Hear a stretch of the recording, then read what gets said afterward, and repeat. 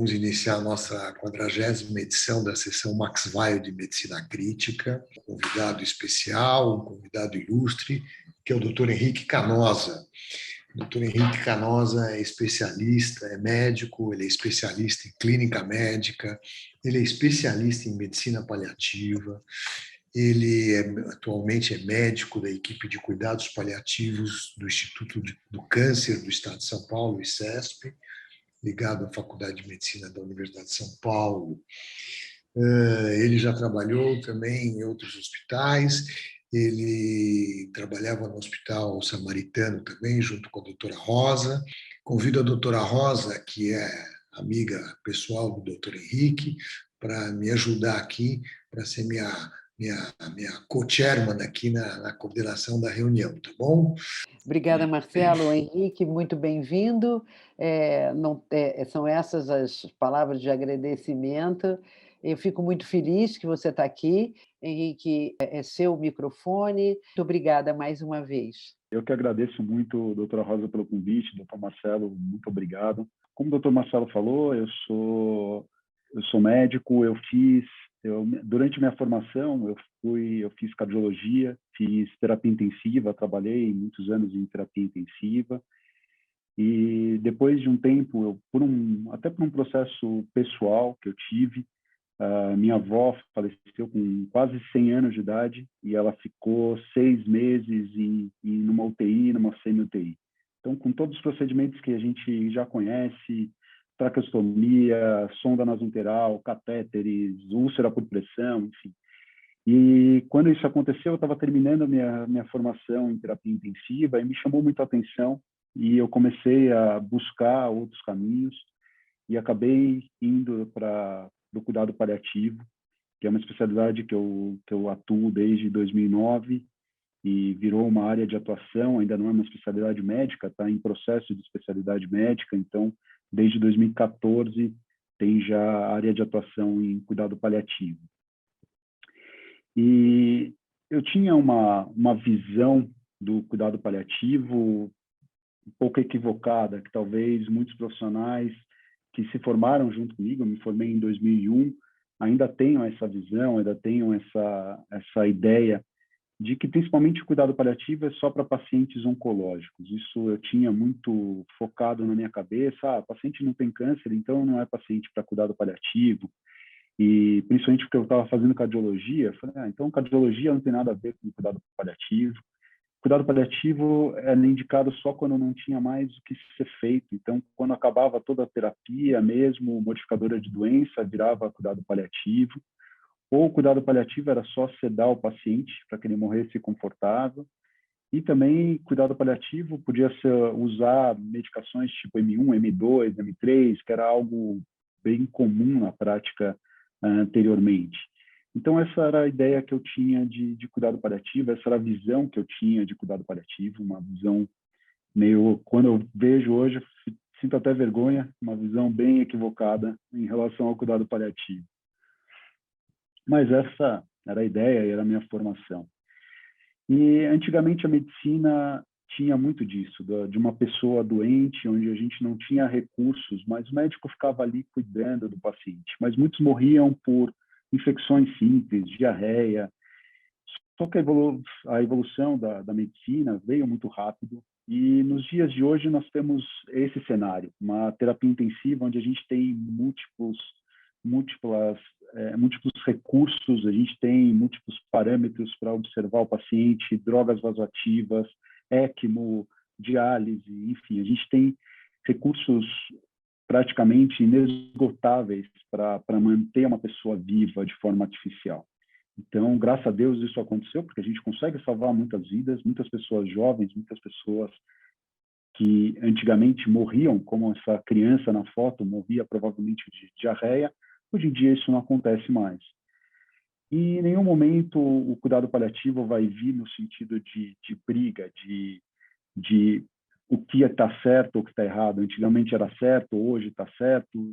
Não é nesse aspecto que a gente vai usar o cuidado paliativo e vai discutir cuidado paliativo, mas sim num aspecto de equilíbrio Existem momentos onde precisa, sim, da terapia intensiva. A terapia intensiva é fundamental, porque é uma pessoa jovem que teve uma parada cardíaca na rua e precisa de todo esse arsenal da terapia intensiva.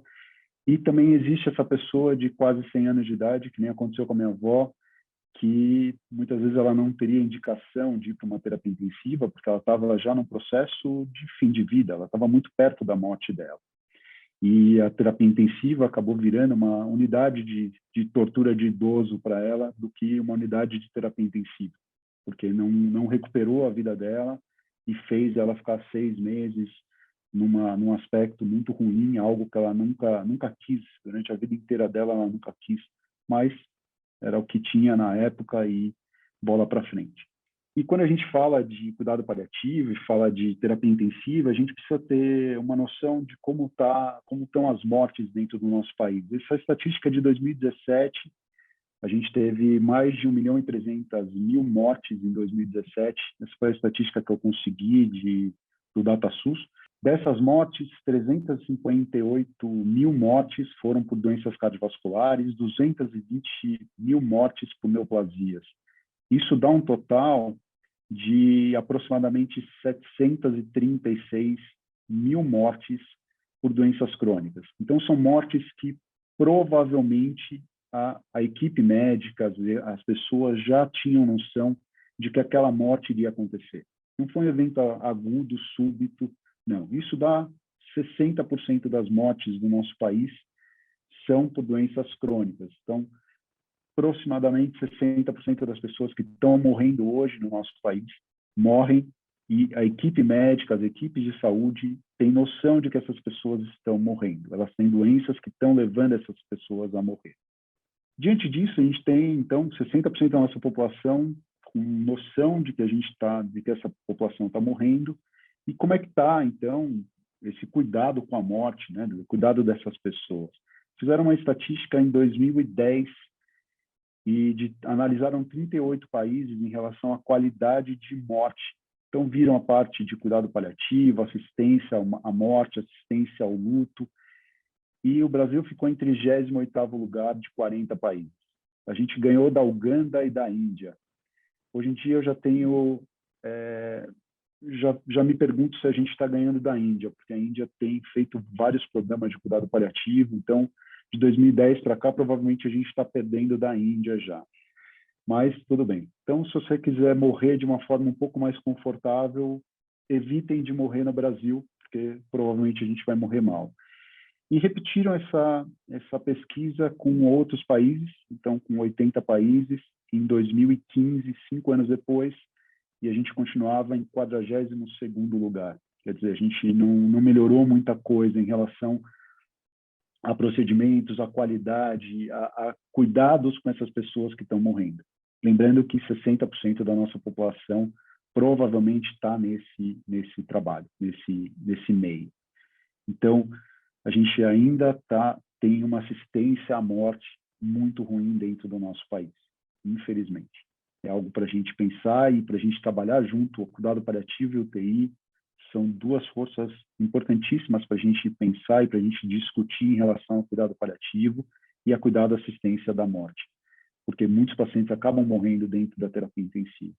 A Organização Mundial de Saúde, ela define o cuidado paliativo, então, como uma abordagem que vai visar a melhora da qualidade de vida do paciente e dos familiares. Então, só o começo dessa definição já dá para ver que cuidado paliativo é praticamente impossível de ser feito só com a equipe médica.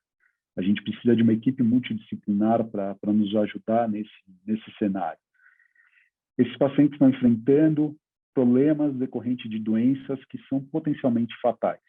Isso acontece todo dia dentro de uma unidade de terapia intensiva. Então, os pacientes vão lá não para passar um final de semana num spa, UTI. Não, estão indo lá porque estão sob risco de falecer. E a gente vai trabalhar através de prevenção, alívio de sofrimento, identificação precoce desses pacientes, para alívio de sintomas de forma impecável e sintomas de uma forma geral, não só sintomas físicos, mas também sintomas psicossociais, sintomas espirituais. Então, o cuidado paliativo ele tem essa visão, essa abordagem, essa ideia de que a gente pode cuidar dessa pessoa o tempo que ela tiver de vida, mesmo que esse tempo seja curto. E a Organização Mundial de Saúde mesmo, ela tem um gráfico bem interessante e que mostra que o cuidado paliativo tem que ser iniciado no diagnóstico de uma doença que potencialmente vai levar o paciente a falecer. E a gente vai trabalhar junto com os cuidados modificadores de vida. Então, mais fácil dar o exemplo do câncer, é muito mais linear a evolução do câncer.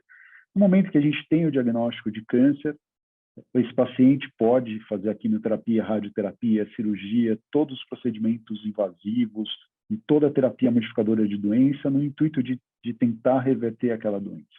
Mas a gente pode começar com cuidado paliativo junto. A gente pode começar, cuidado paliativo vai trabalhar muito pouco no início. Trabalhar a parte emocional, vai trabalhar um pouquinho dos sintomas físicos, e no decorrer da doença, se essa doença evoluir e o paciente for piorando, então essa neoplasia está aumentando, está dando metástase, o cuidado paliativo vai tendo um grau de maturidade maior, vai atuando de uma forma maior. Mas isso evita aquela quebra de vínculo que o paciente já tem com toda a equipe. De repente, o paciente está com um oncologista há 10 anos. O oncologista fala assim, vai embora, não tenho mais o que fazer para você, vou te mandar para uma equipe de cuidado paliativo. Isso dá um estresse, um desconforto muito grande para a família e para o próprio paciente. Então, se a gente começar a acompanhar em conjunto, de forma paralela, a gente vai conseguir fazer muito mais coisas. E pode chegar um momento que o paciente foi de alta e está tudo bem, ótimo, ele vai de alta do cuidado paliativo, ele vai de alta da oncologia, está tudo bem. Mas se a doença evoluir, vai chegar um momento que a doença está muito avançada, não tem perspectiva de um tratamento modificador de doença, e o cuidado paliativo está no seu máximo, está trabalhando no seu máximo, até a morte do paciente e o cuidado da família no luto. Alguns princípios do cuidado paliativo. Então, promover alívio da dor e de outros sintomas desagradáveis, afirmar a vida, considerar a morte como um processo normal, um processo natural da vida. 100% das pessoas morrem. Então, acaba sendo um processo que a gente vai ter que lidar com ele. Não tem como a gente escapar desse processo.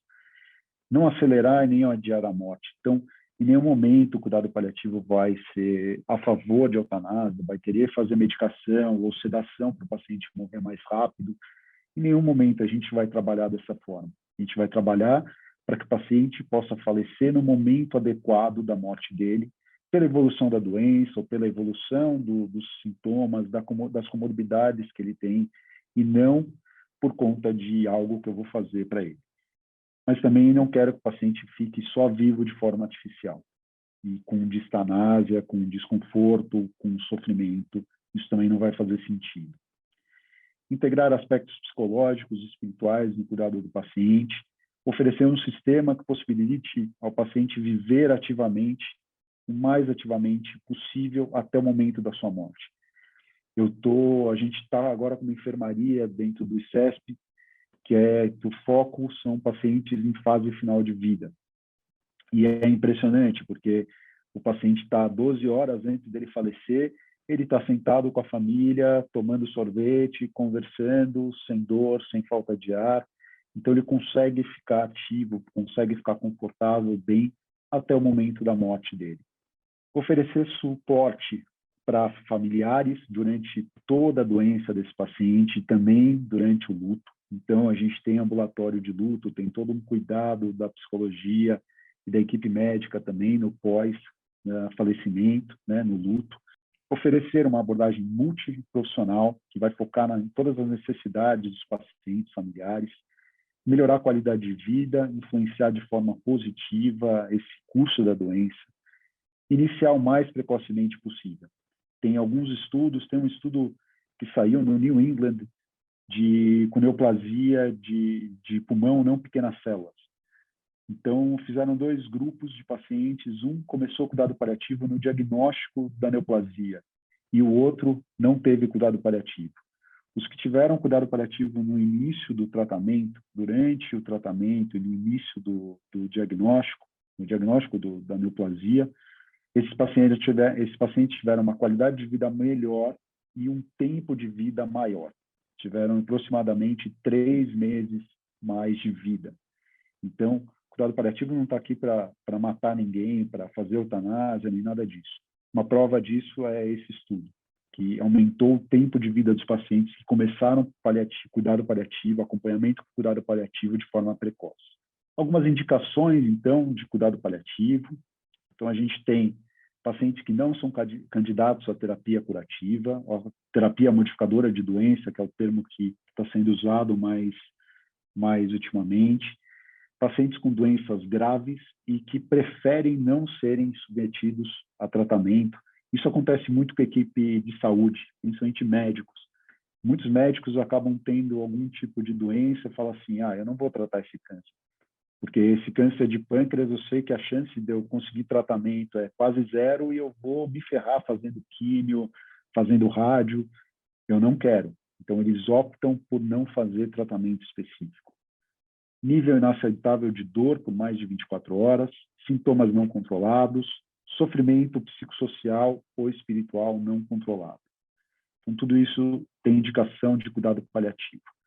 Além disso, visitas frequentes ao atendimento de urgência, emergência, mais de uma admissão hospitalar pelo mesmo diagnóstico nos últimos 30 dias, internações prolongadas sem nenhuma evidência de melhora, internação prolongada em unidade de terapia intensiva e prognóstico de horas a poucos dias que seja documentado pela equipe médica. Falando especificamente de terapia intensiva, então, quando o paciente tem admissão proveniente de uma instituição de longa permanência, provavelmente esse paciente tem doença crônica avançada e já uma condição muito limitante, então ele precisa pelo menos ter um olhar de cuidado paliativo.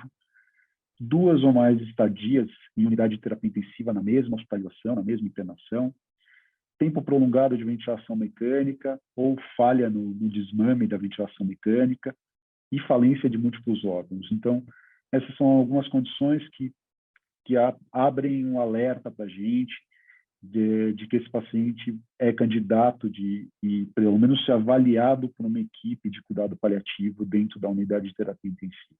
Além disso, câncer metastático, encefalopatia anóxica, sofrimento familiar e pacientes que são candidatos à retirada de suporte ventilatório. Então, pacientes que foram intubados dentro de um contexto de uma doença avançada, metastática, uma neoplasia metastática, alguma coisa nesse sentido, e que ele não tinha nem indicação de ter sido intubado. E agora a gente pode discutir a extubação, a retirada desse suporte ventilatório. Então, esses são os pacientes, são as principais indicações de cuidado paliativo dentro da UTI. E a Revista Brasileira de Terapia Intensiva, ela publicou esse fórum em 2011, que eu achei bastante interessante, sobre definições e recomendações de cuidado paliativo em unidade de terapia intensiva. Isso foi feito pela própria AMIB. E algumas recomendações quanto aos cuidados paliativos que precisam em pacientes dentro de UTI. Então, o cuidado paliativo deve ser oferecido a todo paciente internado dentro de uma unidade de terapia intensiva. Claro que nós vamos definir fases para esses pacientes e a gente vai ver se o cuidado paliativo vai entrar de uma forma mais forte, mais fraca ou intermediária. Então, se eu acredito que o paciente vai morrer daqui a alguns anos, provavelmente ele vai sair dessa hospitalização, então a morte é pouco provável que esse paciente tenha uma fase 1, está numa fase 1. Se a morte é prevista para dias, semanas ou poucos meses, então um paciente fase 2, em fase 3 é um paciente que tem um risco de morte em horas a poucos dias. Então, provavelmente ele vai falecer nessa hospitalização. E aí ele divide estratégias para a gente trabalhar. Em todas as fases, é importante priorizar a tomada de decisão individualizada. Será que aquele paciente quer ficar naquela UTI? Quer ser submetido a todos aqueles procedimentos ou não? Como é que nós vamos lidar com tudo isso? Como é que nós vamos discutir? Então, isso é muito importante em qualquer fase, qualquer uma dessas 3 fases. Controle de sintomas físicos, propiciar apoio psíquico, espiritual, respeitar a existência ou não de crenças, permitir cerimônias de despedida, se for o caso, e proporcionar apoio para a família, paciente e também para a equipe, tanto para a parte emocional quanto espiritual. Então, a gente precisa pensar em acolher também a equipe que muitas vezes acaba sofrendo dentro da unidade de terapia intensiva. Pacientes em fase 2, quer dizer que a morte é prevista em semanas ou meses, então é menos provável que esse paciente faleça. A gente precisa ter uma comunicação de forma adequada, uma comunicação empática, facilitar a presença de familiares. Então, muitas UTIs hoje em dia já têm isso, já tem esse recurso do familiar poder ficar próximo do paciente o tempo todo, avaliar a possibilidade de alta da UTI, evitar intervenções fúteis. Será que eu preciso fazer o destro a cada 2 horas? Será que a glicemia está tão descompensada assim? Começar a pensar nessas coisas para que o paciente tenha mais conforto durante toda essa estada na terapia intensiva. Priorizar conforto, readequar monitorizações, cuidados multiprofissionais. Eu lembro um caso que a gente estava com uma senhora com um câncer super avançado, um mel de pulmão super avançado, e ela queria tomar o café da manhã dela. Só que a equipe de enfermagem não deixava ela tomar o café da manhã porque ela tirava a máscara, ela desaturava. Mas ela não sentia falta de ar. Então eu falei, gente, tira o oxímetro. Pronto, tira a monitorização dela, ela vai tirar o oxímetro e ela vai tomar o café da manhã. Na hora que ela tiver com falta de ar, ela põe a máscara. Então ela estava consciente, ela sabia, e a gente trabalhou dessa forma. A gente teve que desligar o oxímetro para a equipe de enfermagem ficar mais calma. Então, readequar essas coisas é importante em qualquer fase, principalmente se o paciente tem um risco de falecer em pouco tempo. Agora, se a morte já é muito forte, é muito iminente, a chance de falecer dentro da UTI é enorme, horas, poucos dias. Então, a gente precisa intensificar a comunicação, facilitar a presença dos familiares, focar muito na parte de conforto. Será que esse paciente precisa de tudo isso? Precisa da sonda enteral ainda? Ele está falecendo em poucos dias, poucas horas. Reavaliar todas as terapias. Então, droga vasoativa, diálise, ECMO, nutrição, tudo isso é muito importante. Avaliar a analgesia, a sedação desse paciente, suporte ventilatório e também readequar essa parte de monitorizações e cuidados multiprofissionais. Será que a gente precisa ver o destro do paciente que está falecendo em poucas horas, poucos dias? Será que isso vai fazer diferença na minha conduta e vai fazer diferença no conforto desse paciente ou não? Então, tudo isso é colocar na balança risco e benefício de cada procedimento, de cada coisa que a gente está falando. E a gente faz muita coisa dentro da UTI que são importantes, mas outras para um tipo determinado de paciente, um grupo específico de paciente, isso acaba virando muito mais uma tortura, um desconforto, do que algo que a gente vai ajudar. Então, é importante a gente pôr na balança, pesar tudo isso. E falando, todas as fases, elas falam muito de comunicação empática, e existe alguns protocolos que a gente pode utilizar. Por exemplo, o Spikes é um protocolo com 6 passos para a comunicação de más notícias. É focado em paciente oncológico, porém a gente pode usar isso na UTI, funciona muito bem. Então, o Spikes vem de Setup, Perception, Invitation, Nolan, Emotion e Strategy. Então, a gente vai pensar em formas, criar alguns cenários, algumas coisas para essa comunicação ser mais adequada em qualquer cenário, principalmente dentro da UTI, principalmente quando a gente está falando de pessoas com nível de sofrimento muito alto. Então, o setup, a gente vai pensar em privacidade, envolver os familiares, um local adequado para a gente sentar, para a gente conversar com família, explicar quanto tempo a gente tem de conversa, né? Tomar cuidado com a parte não verbal. Então, tudo isso é importante dentro de uma comunicação empática. Percepção, entender o que está acontecendo, perguntar para os familiares o que eles estão sabendo, entender o que eles estão visualizando e percebendo de toda aquela situação. Eu vou passar mais brevemente, esse protocolo é fácil de encontrar pela internet, tá? Convite, então, pedir para eles falarem o que eles estão sentindo, o que eles estão achando de tudo isso, se eles querem conversar com a gente ou querem conversar só com os familiares. Então, esse tipo de coisa é muito importante para que as equipes e os familiares, os pacientes se sintam mais confortáveis. E depois disso é que você vai começar a informar a família e o paciente sobre aquela notícia. Cuidar das emoções, acolher as emoções, Então, momentos de silêncio, alguns toques afetivos, no sentido de deixar essa família mais confortável, essas emoções ficarem mais confortáveis. E depois a gente vai fazer um sumário, vai fazer um resumo de tudo que a gente falou naquela reunião e um planejamento dos cuidados daqui para frente. Então, é um protocolo e existem outros protocolos que podem ser usados, mas é importante que a gente conheça a parte de comunicação, porque isso vai facilitar muito as tomadas de decisões e as organizações dentro de um cenário que nem unidade de terapia intensiva, onde está todo mundo muito estressado, a equipe está estressada, o paciente está estressado, os familiares estão estressados, o risco de morte é muito próximo. Então, é importante a gente pensar e cuidar para que essa comunicação seja da forma mais adequada possível. Para resumir, cuidado paliativo em nenhum momento vai pensar ou vai falar sobre eutanásia. Isso é proibido no Brasil, a gente não fala. Lá fora, essa discussão já está muito maior, está começando a aumentar isso. A Espanha já liberou recentemente a eutanásia. Então, a França, quando eu estava na França, trabalhando lá, eles começaram com uma coisa que é bem próxima da eutanásia, ainda não é eutanásia, mas eles chamam de sedação profunda e continuada até a morte. Então, o paciente escolhe ficar sedado até o momento da morte dele.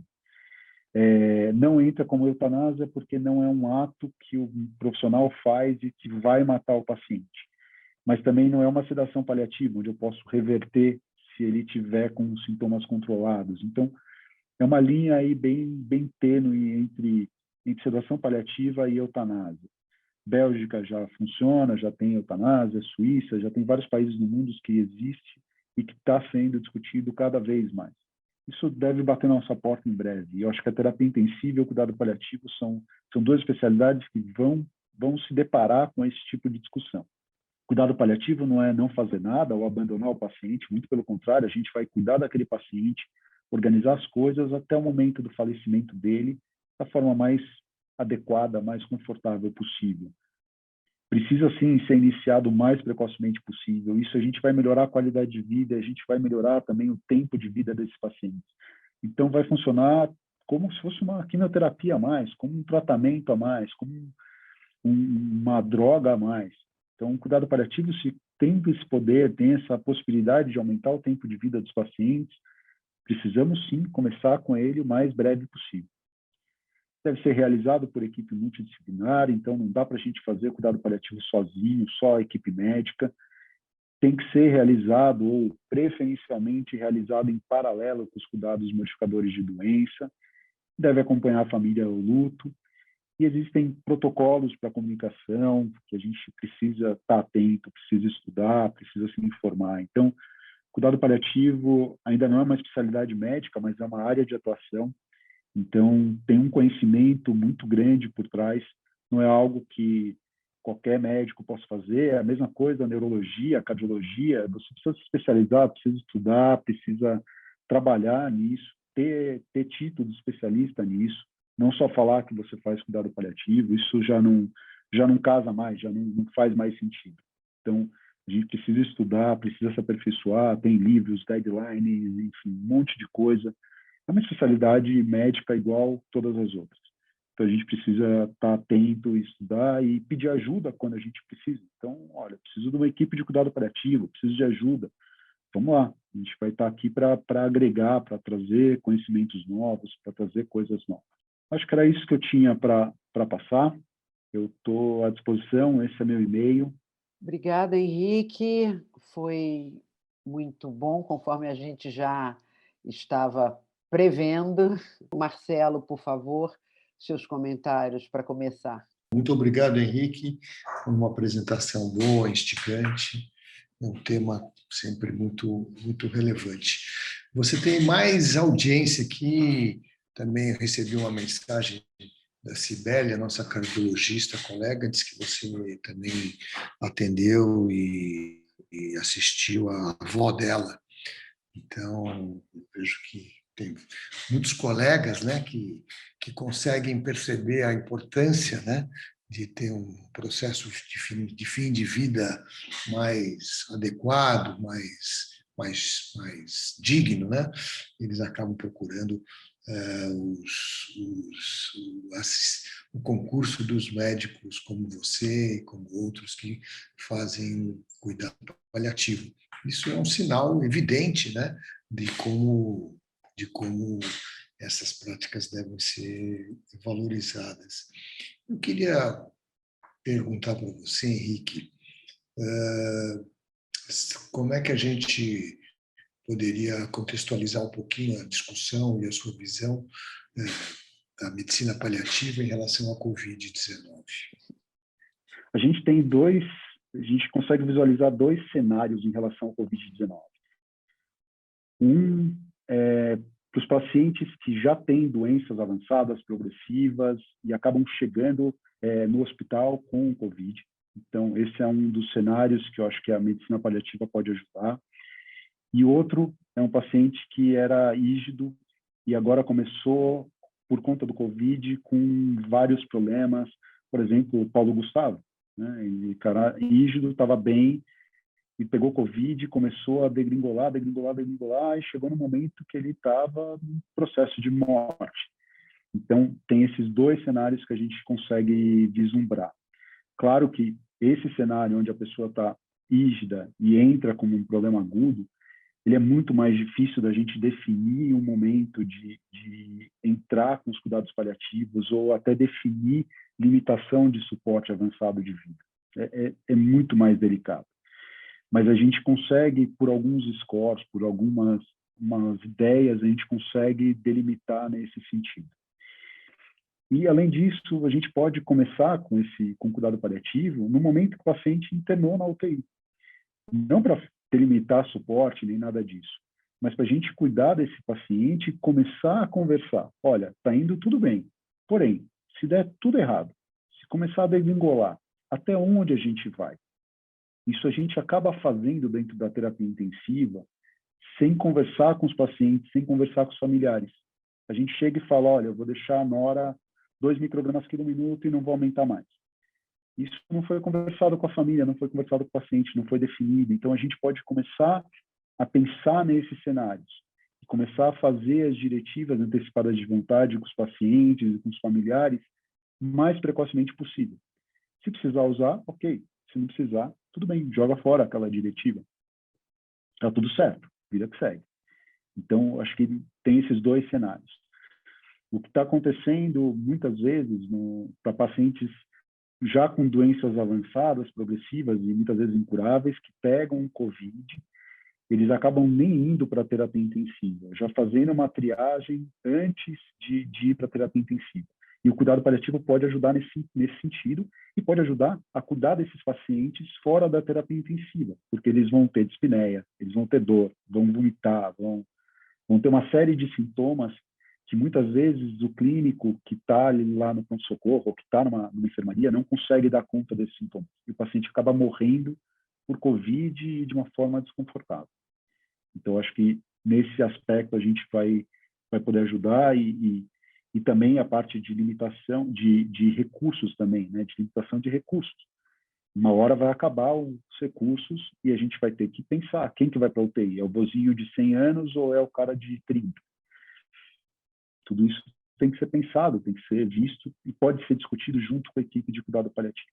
Eu entendo também que a Covid, dependendo do cenário, ela pode trazer mais dificuldade. Evidentemente que um idoso já frágil e que acaba sendo acometido pela Covid, embora seja uma doença aguda, ele se enquadra mais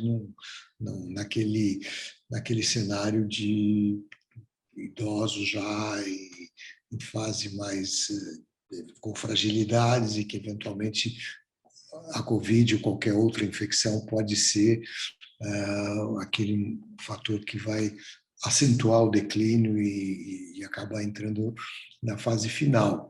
Enquanto que quando acomete o indivíduo jovem, que fica mais ou menos parecido com as doenças cardiovasculares. O sujeito era autônomo até aquela hora e, de repente, ele está gravemente doente. São cenários diferentes. Realmente precisa personalizar bastante E isto também precisa saber até onde a gente deve ir com o paciente. Eu acho que isso é um trabalho importante da equipe multidisciplinar, de ficar conversando com o paciente e com a família mesmo, para saber exatamente, para tentar saber quais são os valores que aquela família, que aquele paciente tem como mais importantes e mais relevantes. A contribuição dos cuidados paliativos com a medicina intensiva é histórica, né? E agora, na Covid, foi publicado um documento no ano passado, esse ano foi revisado, que seria uma diretriz aí para, em termos de esgotamento, né, dos recursos frente à pandemia, e esse foi um documento que foi feito pelo menos a mais de 4 mãos, mas certamente 4 mãos, a MIB e a Academia Nacional de Cuidados Paliativos. Então, isso é importante mesmo até para poder organizar um pouco a oferta, né, dos serviços, né? O Covid tem esses dois cenários foram bem elucidativos, Henrique.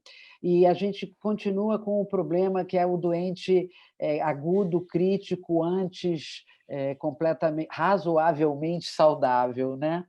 E aí, ainda na Covid, mas sempre no doente crítico, a questão do grupo, a questão da equipe multiprofissional.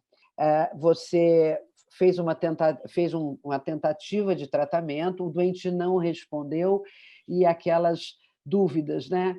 O tirar a droga, você contou uma história de tirar o oxímetro num doente que era um crônico agudizado, mas não é só aí, né? A saturação, a diminuição, e aí é uma provocação para as fisioterapeutas, a diminuição da fração de oxigênio, né? A redução da droga vasoativa. Me lembro de eu acho que eu comentei com você, não sei se com você, o outro colega que estava lá no Samaritano, que a gente fazia não da sua equipe, mas uma outra equipe, que a gente estava já em limitação terapêutica, e alguém disse: não, essa droga vasoativa não, porque se desligar, a sua mulher vai morrer, né? Então, ninguém conseguia mais fazer absolutamente nada. Quer dizer, além do problema da equipe, há o problema, de novo, da comunicação. E na terapia intensiva, isso ainda consegue ser pior em tudo. E nessa história, além de ser pior, passa a ser perigoso, né? Então, aquela história de combinar com os russos, né? A gente acaba sempre caindo, escorregando. Essa é uma situação difícil, é uma situação que a todo momento a gente se depara com ela. Queria, enfim, ouvir se você tem alguma observação a respeito, do ponto de vista de... Você falou, vamos desligar a noradrenalina, foi aí o teu exemplo, diminuir a nor. Eu queria ouvir um pouco assim, suas observações a respeito disso. O que eu vejo, o que eu sinto é que os profissionais, muitas vezes, eles se sentem confortáveis em limitar algum tipo de suporte. Então, eu vou na noradrenalina até 1 micrograma aqui no minuto. Mais do que isso, não. Mais do que isso, eu acho que o paciente vai morrer e ponto final. Mas eles têm medo de tirar as drogas ou de tirar algum tipo de suporte. Vou tirar a dieta, vou tirar a droga vasoativa, vou parar de dialisar esse paciente.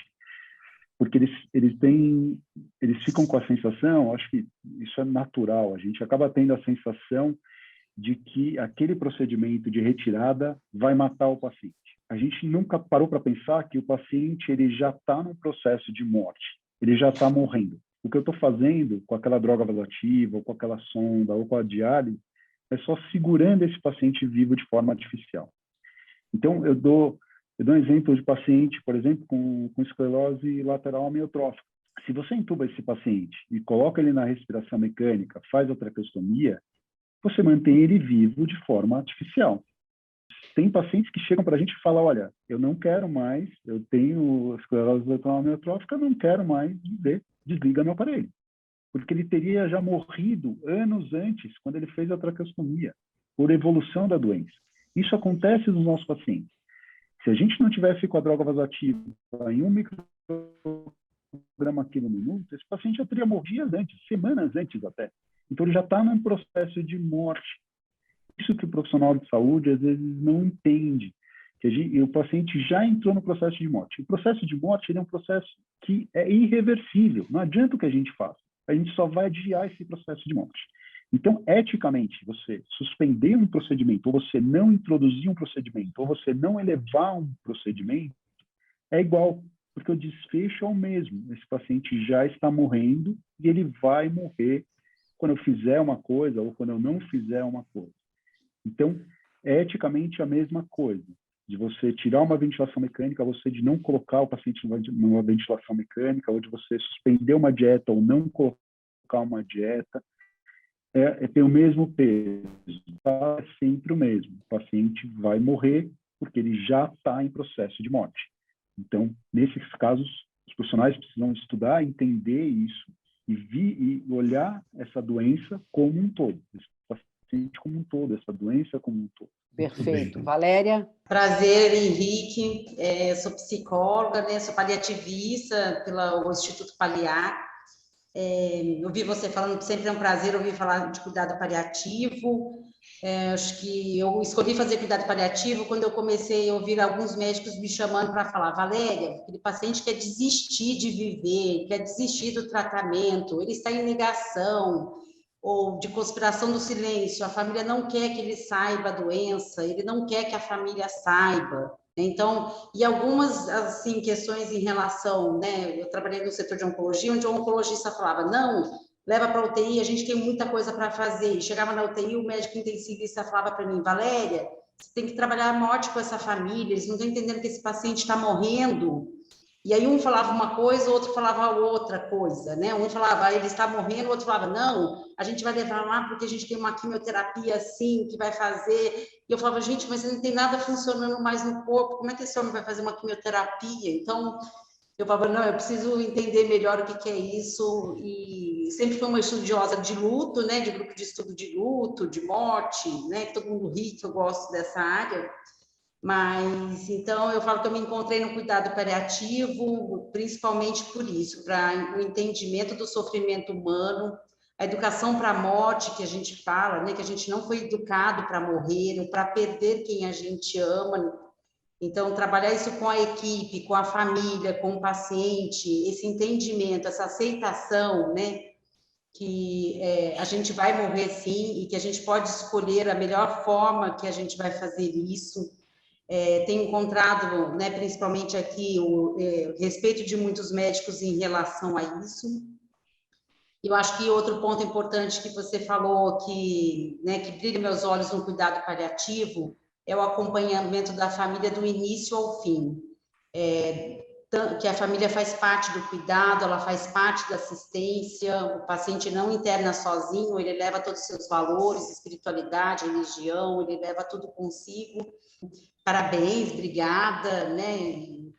E como eu falei, sempre um prazer falar de cuidado paliativo. E eu costumo dizer que é o futuro da medicina, viu, gente? Que é o cuidado paliativo, que deveria chamar cuidado da saúde, porque a gente faz isso o tempo todo, a gente cuida do conforto, né? Paliar é cuidar, é acolher, é cobrir com o manto, e a gente faz isso o tempo todo na assistência. Então, deveria ser um cuidado só, né? Que é esse, da saúde. Obrigada, viu? Obrigada, Valéria. Obrigado, Valéria. E é verdade, assim, muitas vezes, por exemplo, o paciente com um quadro infeccioso viral, a gente dá medicação só para controlar os sintomas. A gente não está paciente. O corpo dele vai curar sozinho. Mas a gente está cuidando para que ele passe pelaquela situação de desconforto de uma forma mais tranquila. Então, a gente faz cuidado paliativo de uma forma sem perceber. A gente já, dentro da medicina, dentro da área de saúde, a gente já usa muito cuidado paliativo.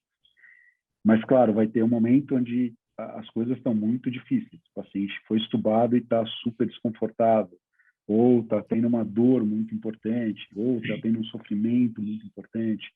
Aí sim a gente vai precisar de uma equipe especializada nisso.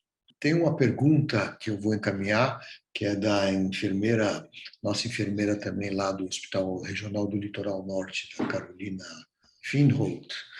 Ela pergunta assim, doutor Henrique, a decisão final da limitação terapêutica deve ser discutida e sempre autorizada antes pelos familiares? Deve ser realizado algum termo de autorização? Essas decisões precisam ser discutidas sim, com familiares ou com o paciente. Tá? Se o paciente não tiver condição, tem sempre que ter um responsável legal para a gente poder ter esse tipo de limitação, ter esse tipo de conversa em relação a esse tipo de limitação terapêutica. Mas não tem nenhum termo específico que é obrigado a fazer. Né? A gente coloca tudo no prontuário médico. O prontuário médico é um documento de fé pública. Então, aquilo é verdade absoluta e alguém tem que provar por A mais B que aquilo não é verdade. Então, quando está descrito no prontuário, o paciente tem doença avançada, progressiva, incurável, como foi conversado com os familiares, isso, aquilo, definido por tais limitações terapêuticas, então está definido e está tudo certo. A gente está respaldado em relação a isso. Tá? O que ocorre muitas vezes é que essa comunicação não é bem feita. A gente chega para a família e fala, olha, você quer que a gente entube seu pai? Quer que dialise ele ou não? E a família chega e fala, sei lá, dialisa aí, vamos lá. Eu sempre brinco, eu acho que a gente é que nem chegar um arquiteto na sua casa e falar, olha, nós vamos colocar uma pilastra no meio da sua sala. Aí você fala, não coloca. Aí ele, tá bom, não vou colocar. Aí o prédio cai e ele fala, a culpa foi sua. Eu não coloquei a pilastra porque você falou que não podia, que não era para colocar. Se ele não te explica direito, olha, tais procedimentos, esse procedimento eu preciso por culpa disso, aquilo. Se eu tirar essa parede, vai cair o prédio, vai cair sua casa. Aí você pode tomar a decisão de uma forma adequada. Então, isso é responsabilidade dos profissionais de saúde chegarem para essa comunicação de forma adequada para os familiares e para os pacientes. Senão fica uma conversa de maluco, fica uma coisa louca. Não, a família falou que não é para entubar ele. Aí a vozinha está lá, a vozinha estava ótima, estava bem em casa, ela precisa ser entubada. Então, você precisa passar da parte técnica. Olha, tecnicamente, esse procedimento vai trazer 1% de chance de melhora e 99% de chance de machucar o seu pai, a sua avó. Esse procedimento não é indicado tecnicamente. Por isso que nós não vamos fazer.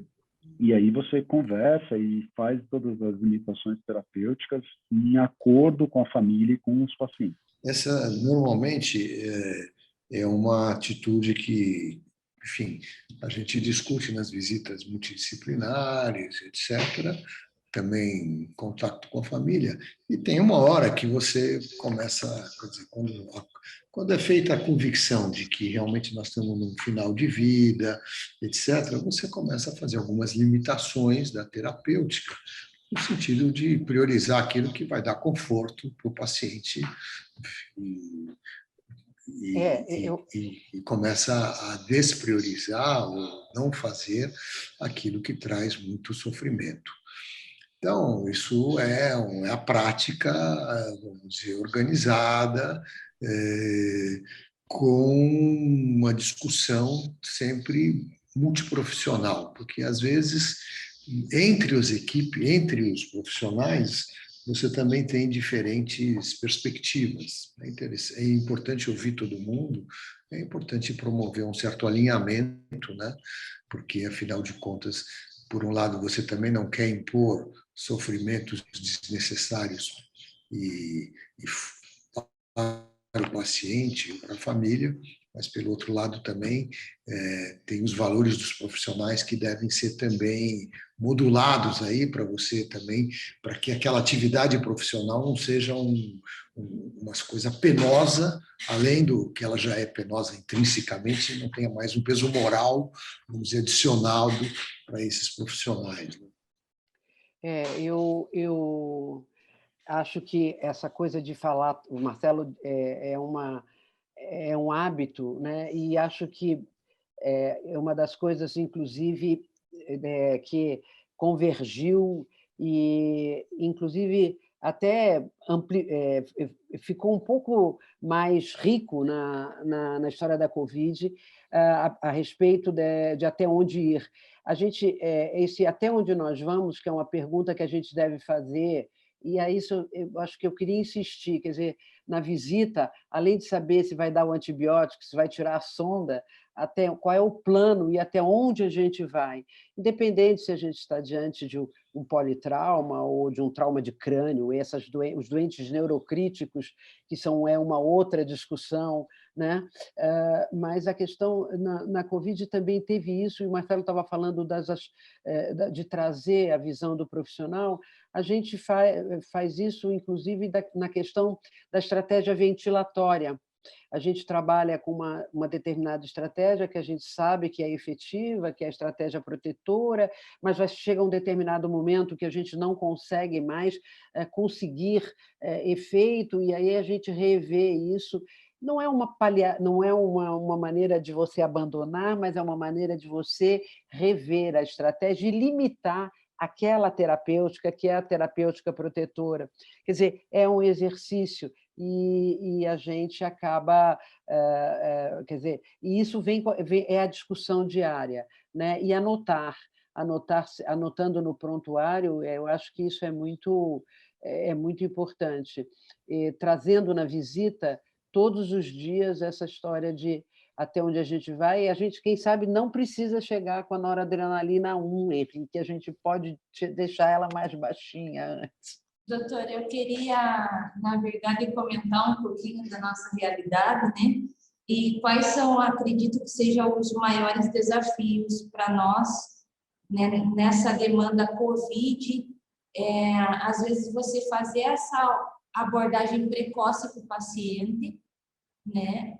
Ainda mais porque é um paciente que já está com uma demanda de oxigênio, já está com medo da intubação, e muitas vezes são pacientes jovens que jamais imaginaram estar passando por isso, porque sempre acontece na casa do vizinho, mas conosco não vai acontecer. Nunca fez, acho que, alguma tratativa com a família em relação a isso, porque, como foi dito, que nem o Paulo Gustavo estava super saudável antes, né? E outro desafio é essa questão da abordagem com a família, né? A comunicação com a família, porque quando se trata de uma UTI adulto, a família vê nas visitas, vê no acompanhamento, em que tudo que está sendo feito não tem demonstrado resultado.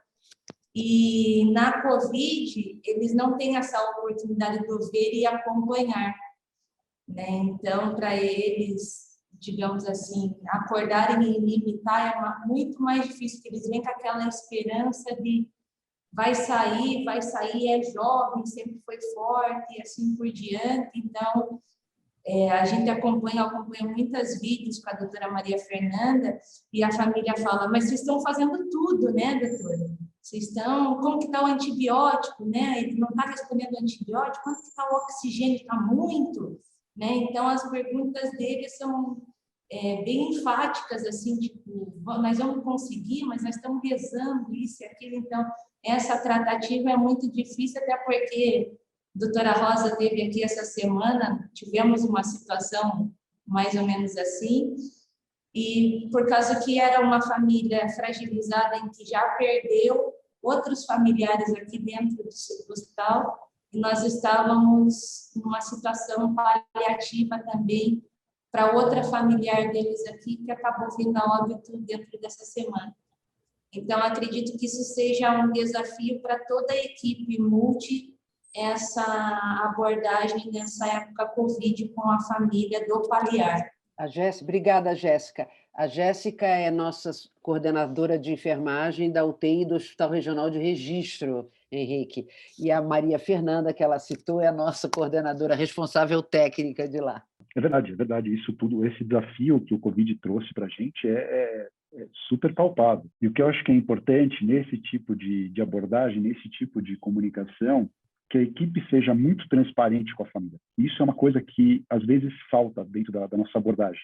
A gente fala assim, não, fica tranquila, a noradrenalina caiu de 0,8 para 0,79, então está indo bem. A gente tem um otimismo, às vezes, muito, muito forte em relação àquele paciente, porque a gente quer realmente que ele saia, quer que ele melhore.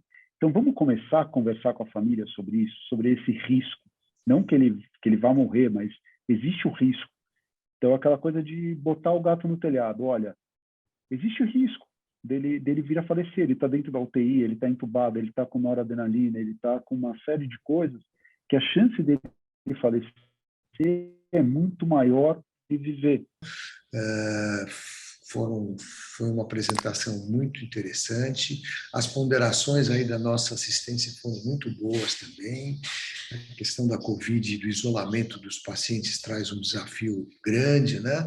Porque aí o trabalho importante da equipe multidisciplinar, de tentar manter o vínculo com esta família, para que realmente, quando chegarem, quando tivermos que enfrentar esses cenários, a gente já tenha um vínculo ali mais ou menos estabelecido. Isso é muito importante. Então, a gente faz como nós estamos fazendo agora, por vídeo, né?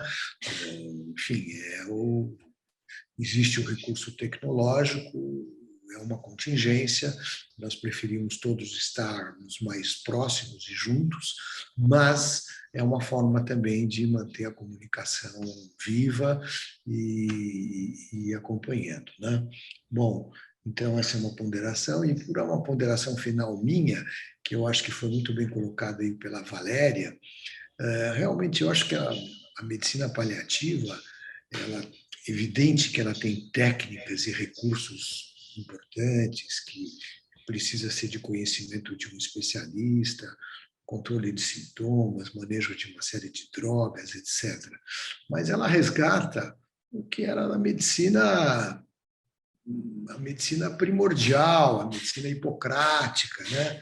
E ela resgata isso. Os médicos, durante 25 séculos que a gente tem de medicina hipocrática, 24 séculos a gente ficou catalogando as doenças só e fazendo ventosas e sangrias, sem salvava pouca gente, mas se dedicava, assistia o doente, assistia a família.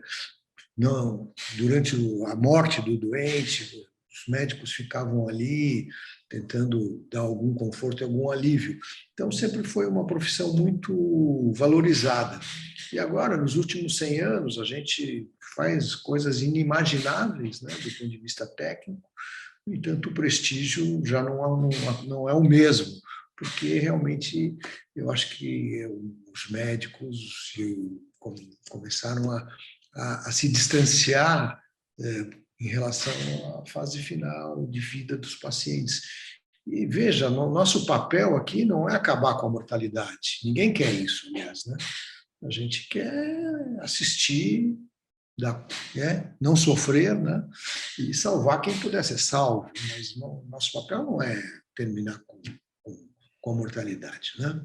Mas isso era uma ponderação final minha. A gente já viu que o assunto é polêmico, instigante e vai até quase filosófico, né? Mas é um assunto muito importante e para a gente que forma pessoas é muito importante ter a contribuição dos especialistas para que a gente também possa melhorar um pouco as nossas convicções e permear nossa prática e poder, enfim, poder difundir isso para as equipes, porque é muito importante.